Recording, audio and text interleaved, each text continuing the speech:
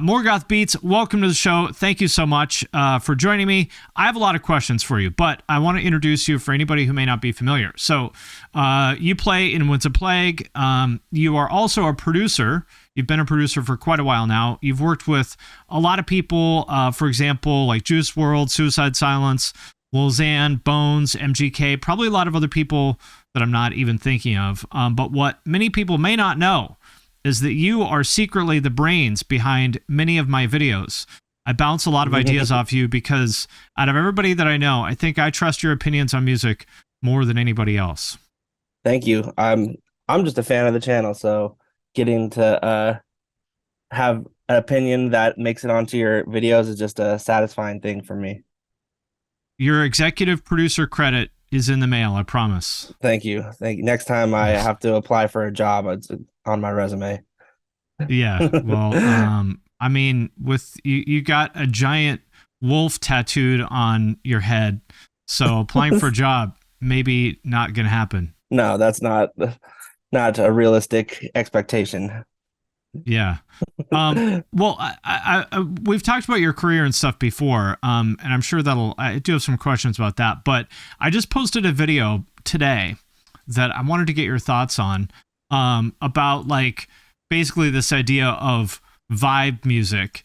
And in particular, like with hip hop, I feel like I've seen a lot of videos and social media posts and stuff like that in the past couple years, or past couple months rather, about how rap is dying. You know, there was like an article going around about how there wasn't like a #1 rap song in 2 years or something like that.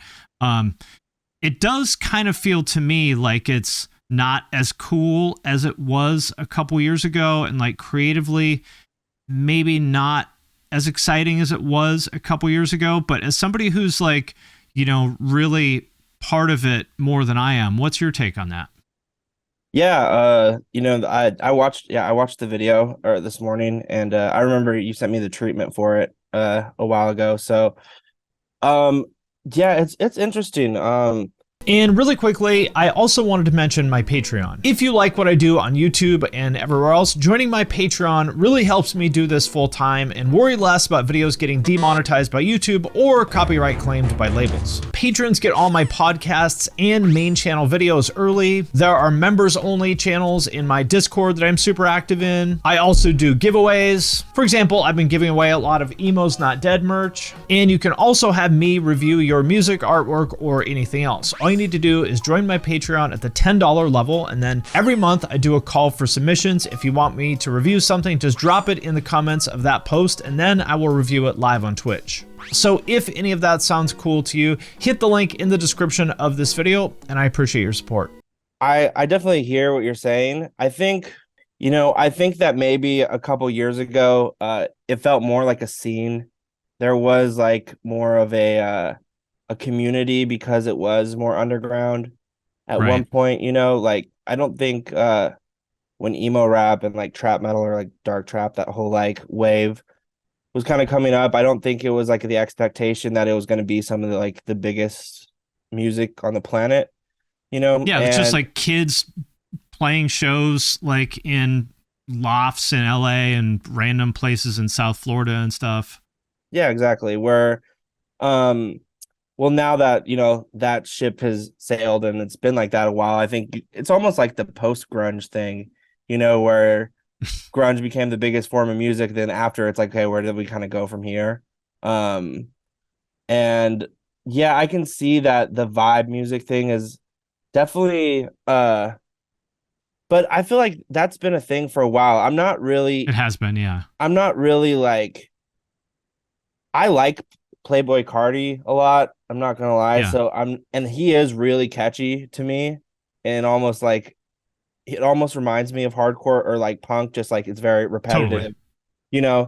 So I'm not really mad at that particularly direction, but I hear what you're saying that Well, it's not even me saying it, because my own opinions, whatever, but I've seen the part that's interesting to me is I've seen other people say like, oh, rap's not cool anymore. And that was surprising to me because it feels to me like it's still pretty cool, but there's other people who probably know better than I do saying it. And that's the part that surprised me.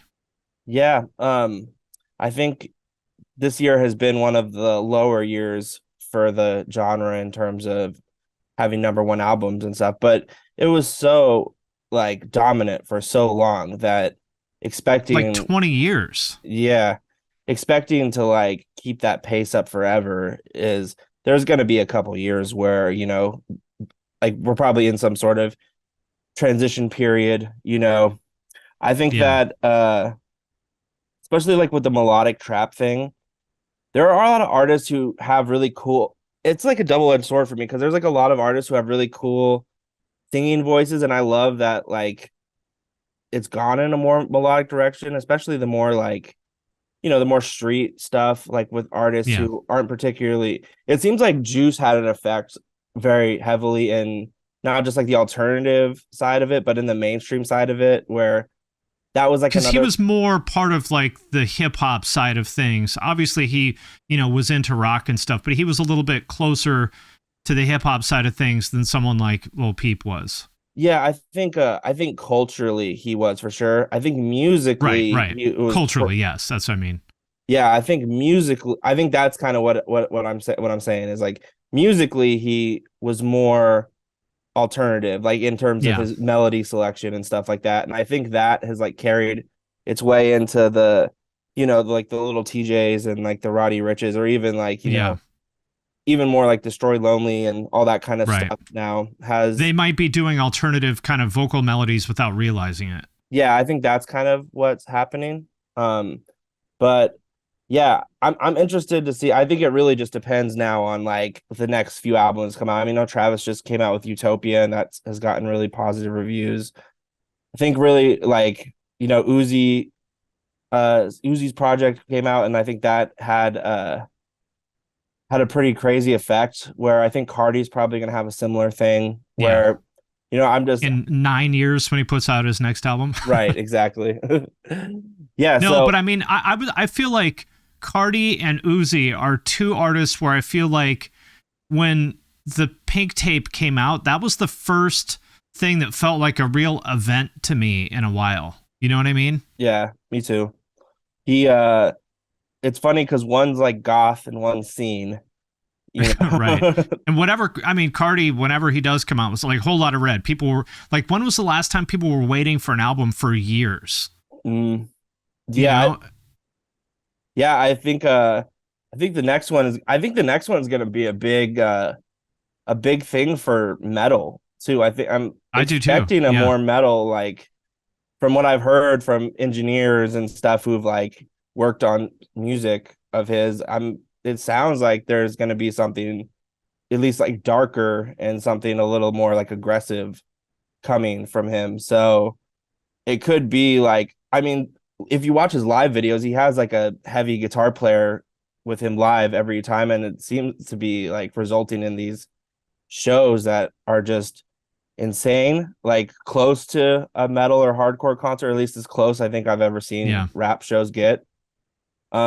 Yeah, so I think maybe as a whole for rap, that's not like the biggest thing in the world because rap is so used to just being like the top thing. But I think it might be a big gateway moment for heavier music. I've heard people say that like country is going to be the next big thing because I don't know if it's right now, but at least in the last week or two, there was like three huge country songs like in the top of the charts and stuff. And it does seem like country is having a moment, but I don't see that like taking the place of hip hop. Like, I don't think the hip hop fan is going to like switch and start listening to Jelly Roll. No, I don't think so. It does definitely Some feel. some of them maybe, but not in general. Yeah, it does kind of feel like country is having like the stigma is kind of gone a little bit Yeah. from like the I listen to everything but country sort of Right. like, so I feel like it's a very common statement people would make, and I feel like that's kind of died down a lot. I feel like maybe a country infused hip hop thing, maybe that's Yeah. not hip hop, might maybe some of the like melody influences might make their way over a little bit, but I don't see it. Yeah, I don't see it really taking place as like the number one genre. I mean, I could see it maybe in terms of streams or definitely ticket sales, I could see it maybe being number one because, hip hop doesn't do very well live for No. lots of reasons. One of them being that like rap shows mostly are terrible. Yeah. But culturally, I don't see country sort of like, to me, that's the big thing about rap is it's been so culturally dominant and influential really since like for the past 30 years. It's been the most influential thing in like global culture. And Yeah. I don't see country taking that or anything else taking that place. No, I don't see it either.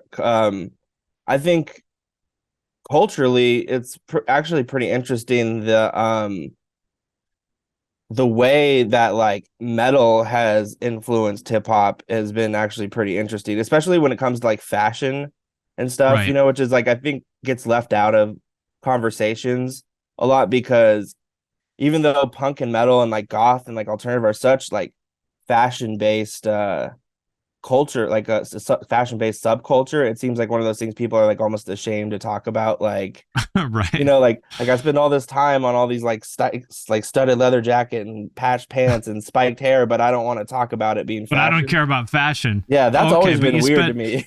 but you spent 100 hours making your crust pants. Got it.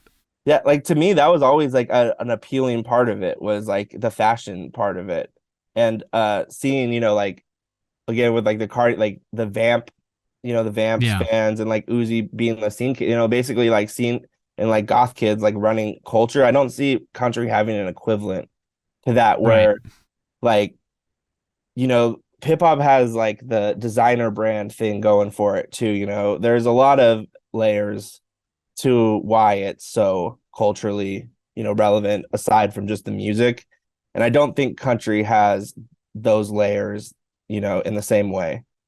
It doesn't have the aspirational component. It's very relatable to a lot of people, but it doesn't have the aspirational kind of component except for people like Morgan Wallen who basically borrow that from hip hop. Yeah, exactly. Yeah, I totally agree. But it's interesting, like I've heard other people say, like obviously you and I have been sort of paying attention to the influence of punk and metal and stuff on rap for like 10 years now. So it's not like new to us, but I've heard a lot of people who maybe, weren't aware of that talking about how like, oh, there's this new wave of like punk influenced rap, specifically like Carti. And I don't know, you tell me, but I feel like Carti is the most influential person in hip hop right now. And he like is 90% like influenced by punk and metal from what I can tell. So do you think that that's going to sort of become an even bigger thing in hip hop? Yeah, I feel like it is. I feel like we're really just seeing like the tip of the iceberg of it. Like the optimist in me kind of thinks that, where I keep thinking like, because like you said, we've been kind of just having this conversation for like 10 years almost, where it keeps seeming like, okay, well, this is as far as it's going to go. And then the next wave of artists comes and it's like an even step further where Carti's been doing this since like his first album, since he started wearing like the Vivienne Westwood stuff on the cover. Right. Like the dog whistles have been there the whole time. I mean, he has a fucking Bad Religion tattoo. Yeah, exactly. It's not like it's hidden. Not at all. And now I think now that he's like discovered black metal, and like he's wearing corpse paint, like that's where, the road goes, like for Right. So I think that, and all like the high-end rappers wearing Burzum shirts. That's what's next. Yeah, exactly. And that, like with Rick Owens becoming so like prolific in high fashion and stuff, I only see it going more in that direction. I don't think we've reached like the point where that's to me the biggest hope for metal or rock having any sort of like mainstream comeback is through pop and rappers. Like, sure. I think that if it's gonna happen, it's probably gonna happen because of some crossover appeal that like, like Uzi just did it with Bring Me on his album, like I think we'll probably see more. How's Cardi gonna outdo that? I mean, they've had a contest of who can be more alternative. Like I don't think it's like they're legit having a contest, but you know what I mean? Right, Like right. every time one does a step in that Yeah. direction, what's Cardi gonna do? Like make a cover of Dimmu or something like that? It's I mean, that wouldn't honestly shock me. not me either. So yeah, I think that the influence of punk and metal is going to be even more prevalent probably in the next five years, I would say. Yeah, and it's wild that it's been bubbling for so long, but I mean, I guess these things take time. Yeah, it takes like generations of people to get used to it. Like, you mentioned the other day, which I thought was actually really interesting, on one of your streams I was watching, when you said like MGK killed emo rap, and I was like, Right. it's kind of true. I was like, kind of It true did. because it took like 6 years or 7 years or so of people being like adjusted, like their ears and their taste being adjusted to liking those kind of melodies and that kind of guitar playing and stuff, for someone just to come along and just do a full-fledged album like that. And then when it came, everyone was ready for it. I think Yeah. trap metal might have a similar thing, where I keep thinking, I've thought it a couple times where I'm like, oh well, I guess this might be as far as it goes, and then yeah, someone like, Cardi comes, or like Uzi's like kind of doing this like scream stuff, and he had heavy guitars on That's his true. last thing. So I mean, it'll be a more watered down version Right. of, like, it's not going to be as extreme as like Scarlord or something like that. Right. But it's at this point we just have to take our take our wins anywhere we can get them. That's a good point. I was going to ask you about trap metal being dead because, at least as far as, the wave of artists from, call it, 2016 to 2019 or whatever, none of them have, like, they're putting up very respectable numbers, and I think a lot of them are still making great music, but none of them have really had like a breakout kind of moment where they're bigger than they were then. Mm. Um, and and like Ghostmane hasn't even put out music, I think, since like 2019, and he was probably the one that I think had the most potential to do that. And so I was thinking, well, trap metal's kind of dead, but now that you mention it, maybe that wave of artists isn't going to have a breakout moment. But I mean, Uzi went to number one with, Yeah. songs with guitars and screaming, and I mean, that's a pretty persuasive argument. Yeah, I feel like this happens with most sub genres, right? Like where the first initial wave of artists never really like break the door down, Yeah. it's usually the wave where people are the most excited about it, and it's the most like extreme raw version of the style. And then it'll take like, a more mainstream artist, or like a more mainstream approach to the style of music, like, at least like a more digestible version of it, to like really break the door down on it. And I think that's probably what's happening, where, because if you watch any of these like live Cardi shows, he's doing like trap metal versions of his songs, in Right. terms of he has like 7-string guitar player playing chug versions of like songs like Stop Breathing and stuff, where Right. in that context I could definitely see, like, if that makes it onto his album, then yeah, like I think we'll see another wave of trap metal that might be more mainstream than the previous one, where a lot of those artists are big, and there's like, it's still probably one of the biggest things in underground, at least in heavy music, in terms of where I see artists regularly that like shock me by how many monthly listeners they have, where Yeah, there's like, plenty of them that are like 2 to 5 million monthly listeners, maybe yeah, even a little bit more, which is, for metal, that's a lot. it's And like, they're playing to like, 1,200, 2,000 kids, yeah, it's more than I initially expected, but I definitely think that, Uzi did it like on his last. He has like a song like Suicide Doors, which was on his last Yeah. album. That's like a 7-string riff the whole time, where, and he's doing like his version of like highs. He's doing, Right. yeah, I think it seems that teenagers particularly are really gravitating towards that. So that's kind of what makes me think like, okay, there's probably like going to be a wave of artists who are influenced by that, who are younger, who will like kind of take that torch, and whether it's called the same thing or not, whether they like, just appropriate it into like the term rage. I think that's Yeah, very, right. that's, That's true, because like rage is really not so different from trap metal. it's not, it's a lot of it. It just happens to be like, instead of a heavy guitar, it's like a synth. Right. That's really the only difference. And maybe not quite as aggressive as something like Scarlord or City Morgue or something, but it's not super far off. Yeah, no, not really. It's pretty much the same. It's part of the same scene too. People use Right. the words interchangeably, yeah, so I definitely think that we could see a more mainstream version of that like coming still. It's interesting to me that I feel like rock fans now are kind of starting to accept trap metal now, several years after it was like kind of at its most relevant. I was really surprised by this, that on a video I did recently, the one I did about like alternative music in the 2010s or whatever, I got tons of comments from people who were like mad that I didn't mention X, meaning XXX Tentacion, which I think is a fair point.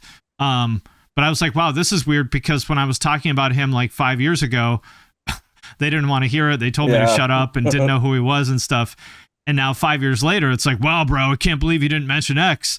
And like, I mean, I was happy to see it. It's just sort of, I just kind of, I don't know what's the right way to put it. Just weird that it took 5 years, It's got to be vexing being early to the party so often, to where people I think that it's crazy with X. He was so far ahead of his time, but at the same time like right in the right spot for his time too, where some of the stuff he was doing, it was definitely far ahead of its time, and some of the stuff he was doing was like right at what, like, it's like he knew like, this is for the future, this is for right now. I feel like, but yeah, I agree. Like, I think it's funny that it takes metal and rock fans a while, but I think it takes older fans a while. And I think there's just a louder opinion from like older metal and rock fans that whenever something with guitar, or whenever kids do anything, they seem to get, it's like their generation it's like the death call of like their generation or their youth or something, and they like, when they detach from what like teenagers are doing, that's when I think they get real upset about it. And now that generation is probably like a little older, they don't really, care enough to comment on the internet. So now all those teenagers who are the ones making music, now you're starting to hear X's influence like carry over into like music in real time, Right. Yeah, I mean, I think that's just sort of the natural order of things. I feel like this is the first time in a while where I'm like, man, I don't get it, especially like with Yeat. I'm like, I do not understand. I mean, I sort of understand the appeal. Like, I understand the appeal of the aesthetics. He's got all his whatever, all his like lore and all that. Like, I understand the appeal of that, but I don't really understand the appeal of his music. Like, it all kind of sounds the same to me, and none of it is catchy to me. But there's millions of kids that love it. So I don't think, I don't want to be like, oh, like Principal Skinner, like, no, it's the children who are wrong. Yeah. What do you think I'm missing about Yeat's music?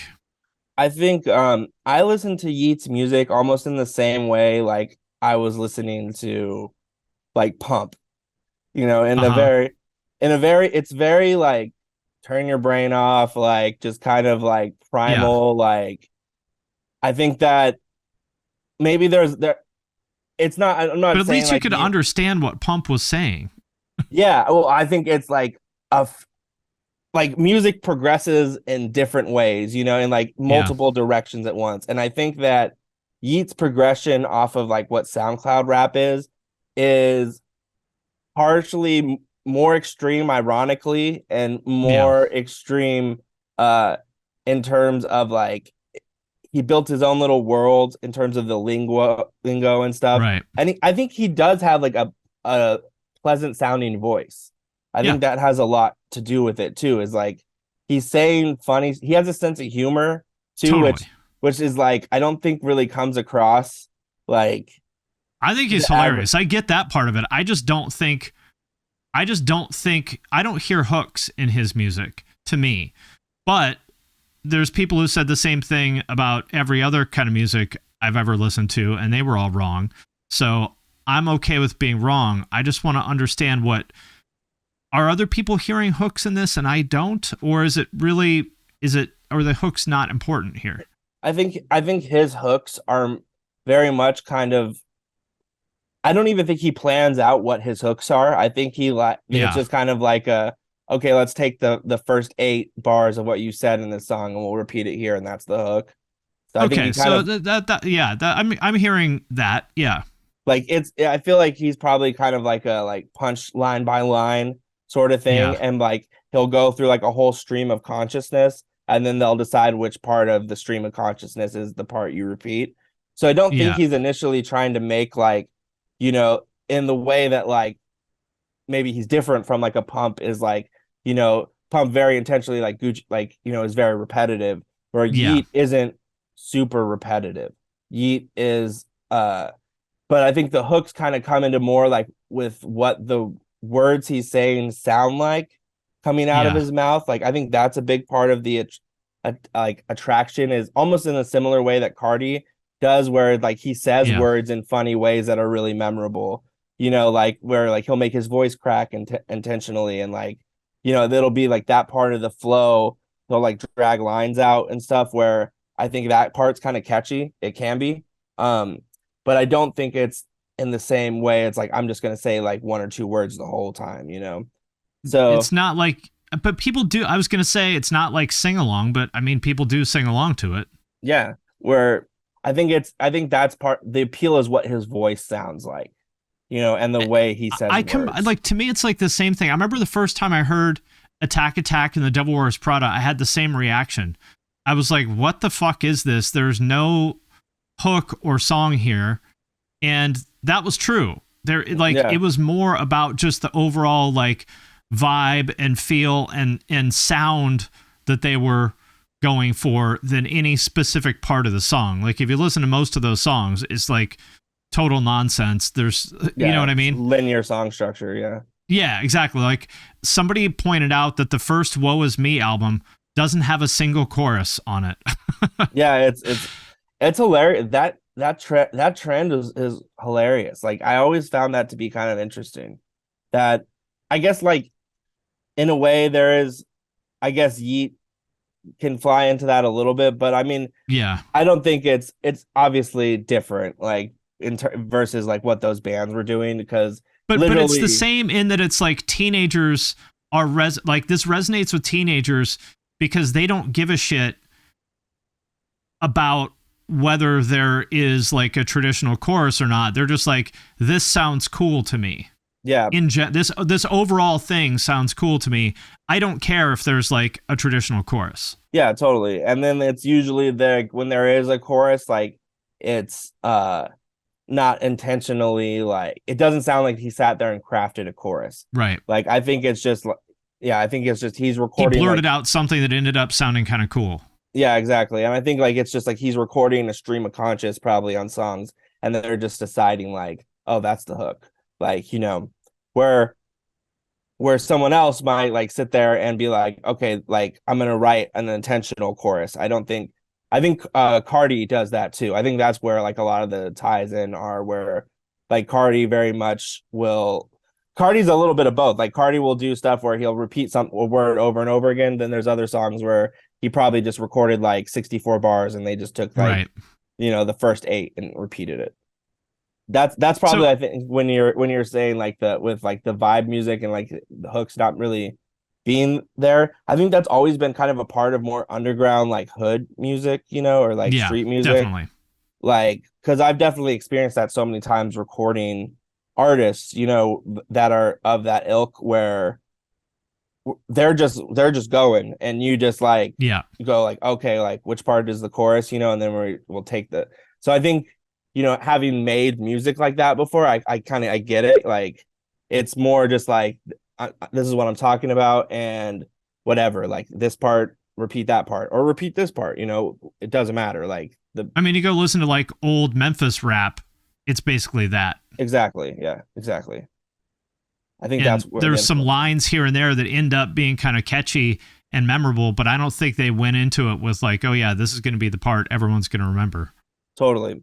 And I think like because of because of that like style it is a vibe. Like it's a vibe. I guess it's just a vibe, Right. it Well, speaking of which, so you've worked with, as a producer, you've worked with a lot of great metal bands like Suicide Silence and, Of Sulfur and tons more.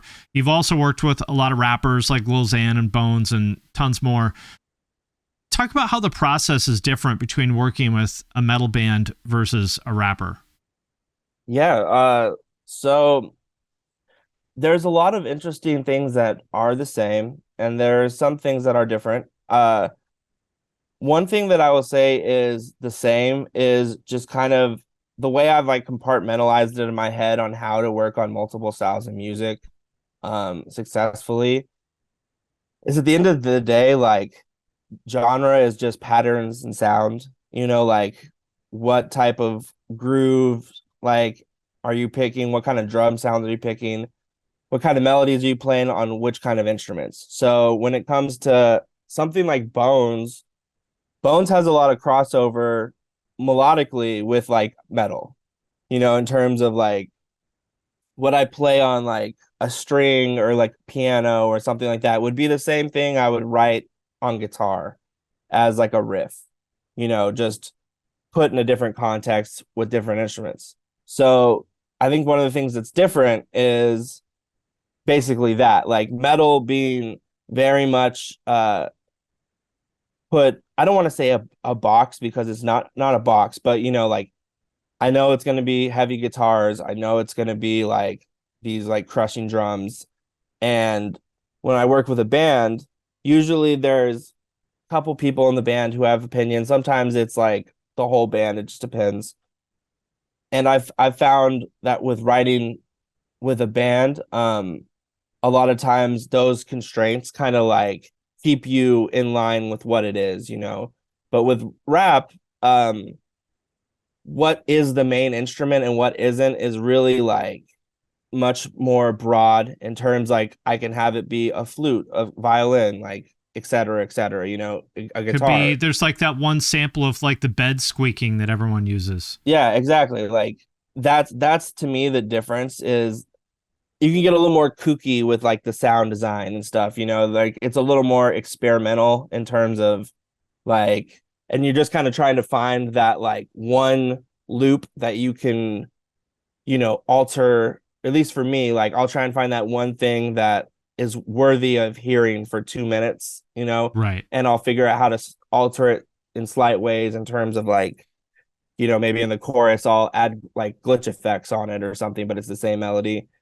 In a band, I'm writing like a different riff for these parts. Like I'm writing a different breakdown than what's happening the rest of the song. So there's more parts in the song, especially with something like you said, like of sulfur or that's orchestral too.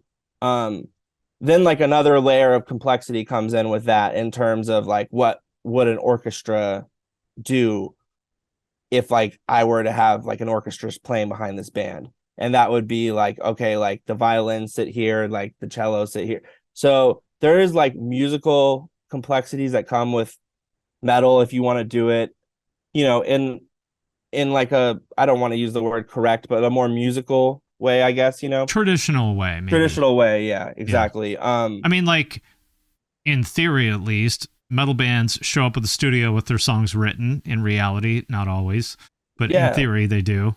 Whereas a yeah, lot of rappers show up with a lot less sort of set in stone. yeah, totally. It's a lot more like the word producer means different things in different genres, and it also means the same thing sometimes, where my role as a producer is usually like producer songwriter.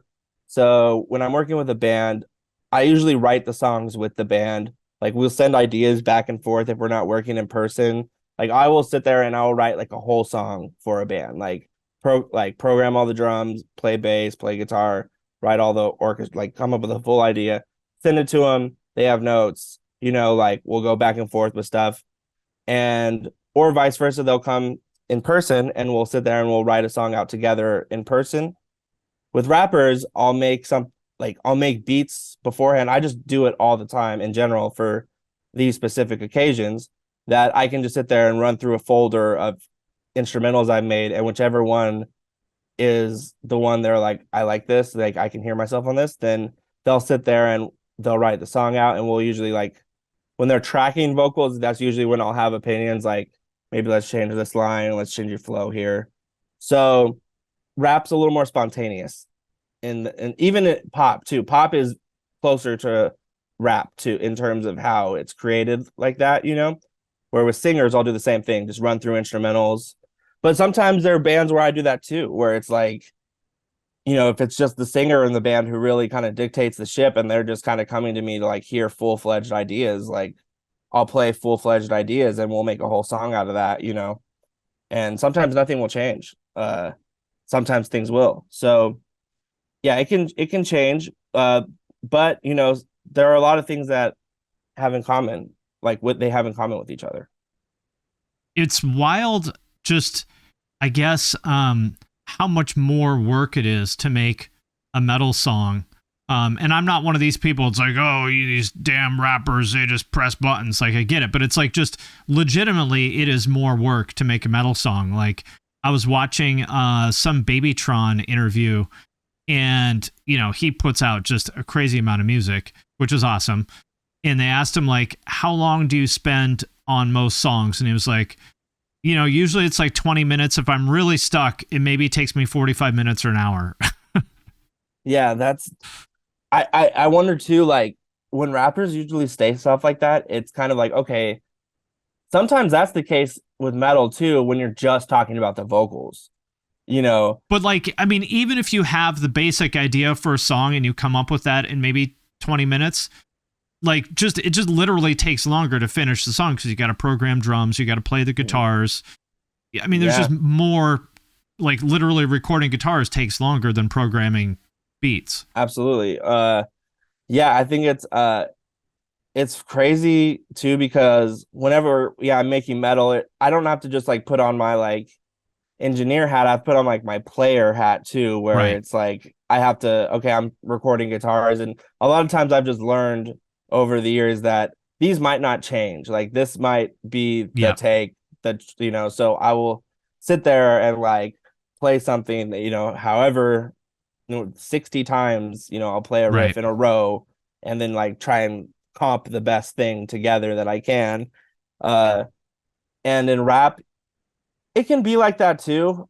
Sometimes making beats, sometimes I think that's one thing that people maybe leave out of the conversation. Sometimes when rappers are like, I make 100 songs in 20 minutes, where it's like, but how long did it take someone to make that beat? Like sometimes some people can just fly through beats like that, but usually when that's the case, it'll be over someone else's melody, and that took like the person to make that melody, like the guitar riff or whatever, like maybe it took them hours, so there might be maybe they sent you 50 beats and you're just like, nope. Okay, that's the one. Exactly. So to you maybe only spent 10 minutes picking the beat, but they maybe took, a week and a half to make all of them. Yeah, exactly. Where because usually I play simpler things in my hip hop beats, I'm usually not playing as complex of stuff.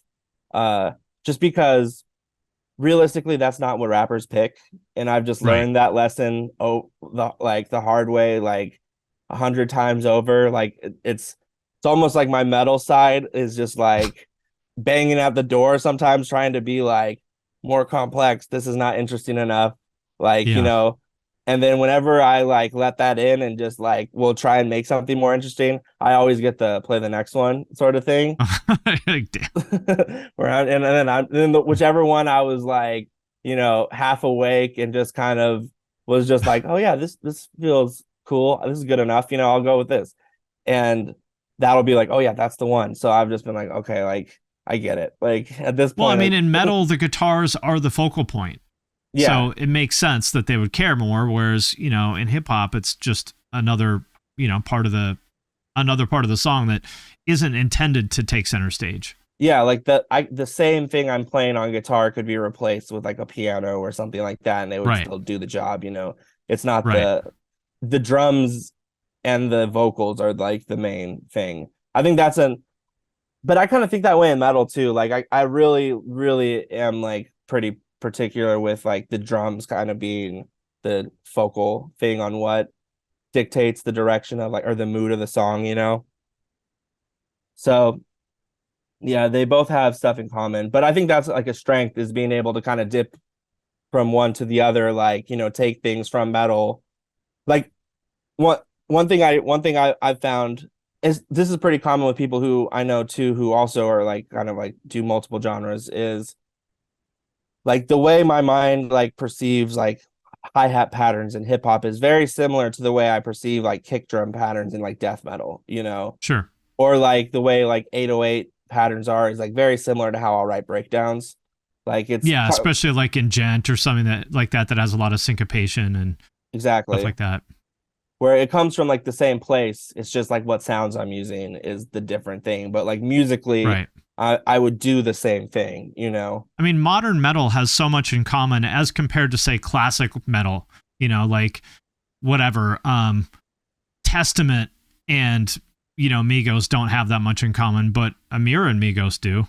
Yeah, exactly. Like, and I think it's a lot of people like when you listen to both, you pick up on that. It's kind of hard not to pick up on that, you know? I find it funny when people think it's weird, uh, that you know we say stuff like that where it's like this doesn't sound at all the same where it's like yeah but you're not like actually listening to like the grooves and stuff. You're basing music based on like just like this one narrow thing of like Yeah. does this sound just like this, not does it feel like this, you know. Right. Because, you know, I mean, any song, like you're saying, like genre is just a set of conventions regarding, you know, sound design and arrangement, really. Like you can take almost any song, rearrange it, and put it in whatever genre you want. You know, it's like all the TikTok. It's like, what if such and such was a pop punk song? You know, and you see how, you know, if you're a decent musician, you see how, I don't want to say easy it is, but like any song can be transformed into another genre without losing the essence of what the song is. Yeah, and that's usually a good testament on like whether something's a good song or not is like Right. can you apply it in like all these different contexts and is it still a good song? Right. And like the best ones usually, yeah. Cool. Well, I got to get going, but always great to talk to you. And thank you again for all your help with everything over the years. I will continue to take credit for all the great ideas you've given me. Yeah, always excited to see what you're up to. Dude, thank you so much for having me.